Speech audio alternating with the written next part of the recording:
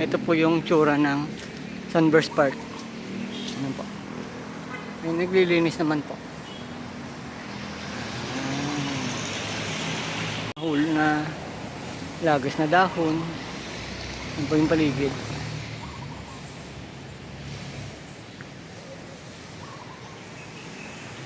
Tayo doon sa may Iloilo River kung ano yung tsura niya. Naglilinis pa rin po. Ayun po. Okay naman po. Konti lang po yung mga basura. Hindi po pinasok ng baha na galing sa dagat.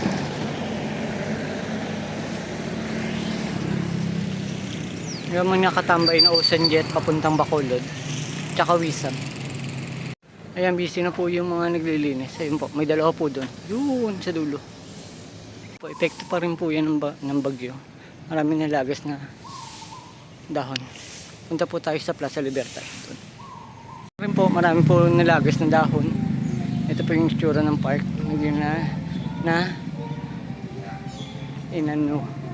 Binayo rin ng bagyo. Ayan po, marami pong nalagas na dahon yung mga puno. Ayan po, Iloilo City of Gastronomy, member of Creative City Network, Galing Pook. Ayan po, sa UNESCO po yan. After the bagyo, ayan na po yung tsura ng Plaza Libertad. Hindi pa po nalilinis, maaga pa naman po. Ayan, marami rin po nalagas na dahon. Buti na lang po, mga punong ganyan, no? Inaalagaan. Ayan po. Ganyan po pinapalagan yung mga puno. Para hindi po tuluyan masira at matumba. Ayan po. Kita nyo po yun. Ayan.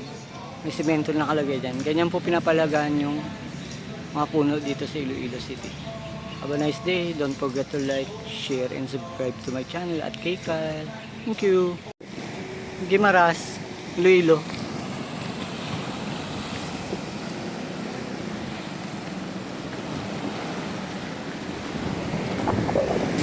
Ito po yung sitwasyon ng dagat.